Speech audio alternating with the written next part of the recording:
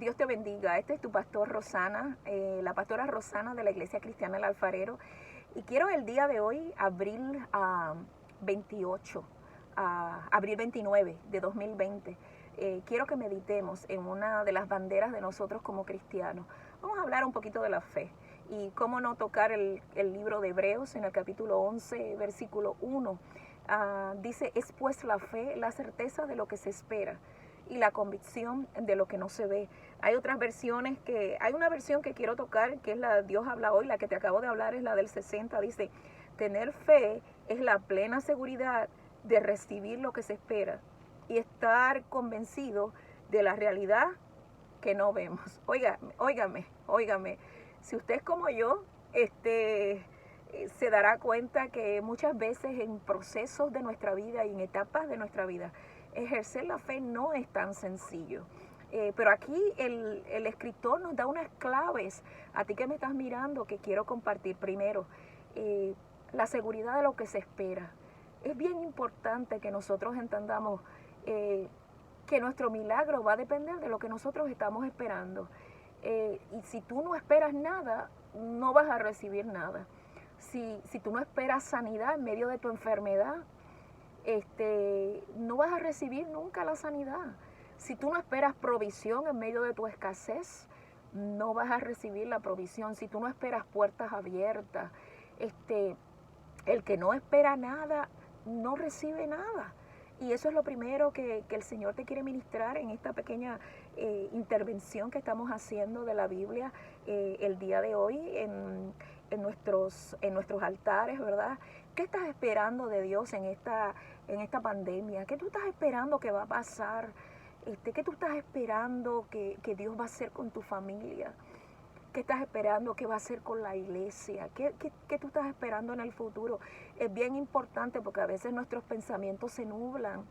Y nuestros pensamientos se nublan engañados por el enemigo, porque Satanás lo que quiere es que nuestros pensamientos estén distorsionados muchas veces en realidades que no existen, en cosas que no están pasando, porque hay una cantidad grandísima de problemas que no están pasando, pero el enemigo te lo pone enfrente para que tú estés tan cargado y tan ansioso y tú no creas que vas a recibir nada bueno de Dios. En este día quiero llamar tu atención a eso. No permitas que Satanás te robe el esperar lo bueno de Dios. Dice Jeremías que Dios tiene pensamientos de bien y no tiene pensamientos de mal para ti, para darte lo que tú estás esperando, para darte lo que tú estás esperando. ¿Qué estás esperando de Dios? Y fíjate,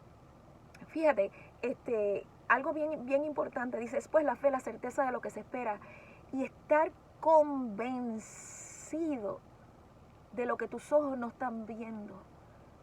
Tenemos que estar convencidos que nuestra sanidad viene en algún momento de nuestras vidas porque la sangre de Cristo pagó el precio en la cruz del Calvario. No podemos convencernos de los dolores que tenemos, no podemos convencernos de los labels que le pusieron a nuestras enfermedades, no podemos convencernos de la palabra que dice el médico. Tenemos que convencernos de que la sangre de Cristo puede cambiar todo lamento, todo dolor, todo diagnóstico, todo lo que dice nuestra realidad. Nuestro Dios está por encima de la realidad. Óyeme. Y entonces otra cosita de la fe que quiero tocar en estos minutitos, quiero compartirlo contigo y quiero que sepas que todos estamos en el mismo bote, ¿sabes? Aquí nadie es mejor que nadie, nadie es mejor que nadie. Todos estamos viviendo las mismas aflicciones, las mismas vicisitudes, las mismas peleas, las mismas batallas. Ahora, lo importante aquí es, ahí como dice Hebreos 11:6, que tú entiendas que sin fe es imposible agradar a Dios. Y después dice más, dice, porque el que se allega a Dios tiene que creer que le hay. Primero, tienes que entender que cuando tú vas en oración, cuando tú estás en tu cuarto, que estás derramando tu corazón, que le estás hablando a Dios con sinceridad, que te sientes en medio de tu soledad, que te sientes cargado, tú tienes que creer que tú no estás en ese cuarto solo. Tú tienes que creer que cuando tú doblas tu rodilla, el que escucha siempre, el que no se le pierde ni siquiera un cabello de tu cabeza, está ahí contigo, al lado tuyo, enfrente tuyo, escuchando todo lo que tú tienes que decir. Tú tienes que creer que Dios está. Y eso el enemigo lo roba muchas veces, porque lo primero que Satanás trata de robar en medio de la aflicción es quererte convencer que la cobertura de Dios no está sobre tu vida. En medio de la enfermedad, Él te quiere convencer que Dios se olvidó de ti, que te dejó sola. Y te vienen preguntas a tu cabeza: ¿por qué estoy pasando por esto? ¿Por qué mi casa está pasando por esto? ¿Por qué mi vida está pasando por esto? ¿Dónde está Dios? ¿Dónde está Él? ¿Por qué no me saca de este horno de fuego en el que estoy? ¿O por qué no me saca de esta situación? Dios está en el horno de fuego, Dios está en la montaña, Dios está en el valle, Dios está en las lágrimas, Dios está en la risa, Dios está en el cansancio, Dios está en la calma, Dios está en el fuego, Dios está siempre. Así que en medio de tu situación, para tú recibir esa petición que estás pidiendo, no permitas que Satanás te engañe pensando que Dios no está. Dios está. Dios está. Dios está ahí contigo y te está escuchando.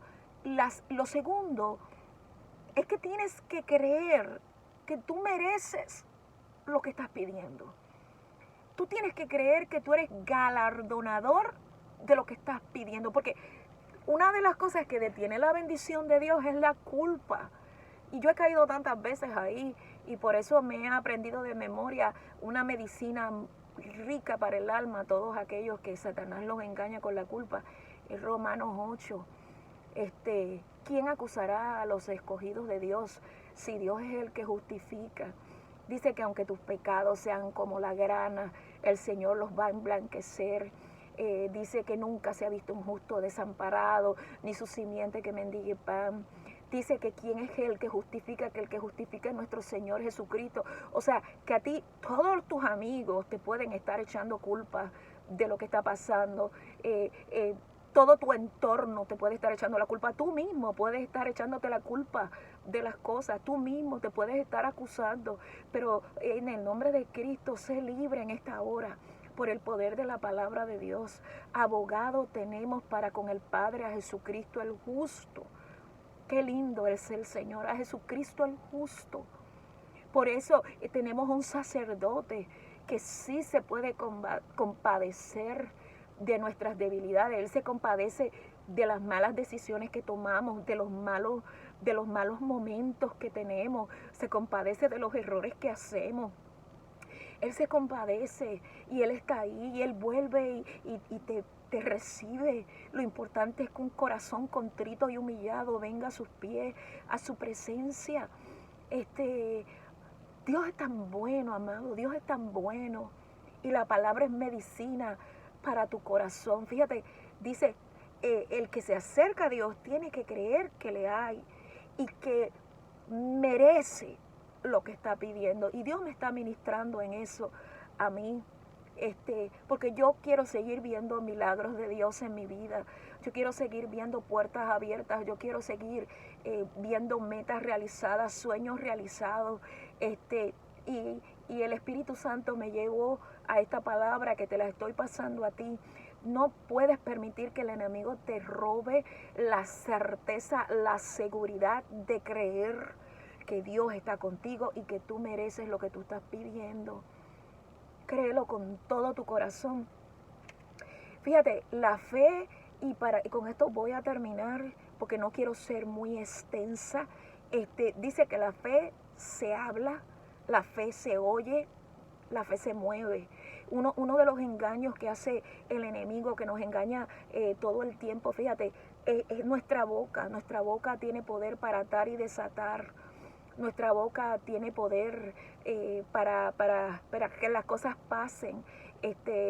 Dice la palabra que el Señor Jesús decía, si tú tuvieras fe y dijeras a esta montaña, quítate y será quitada, tu boca se tiene que abrir.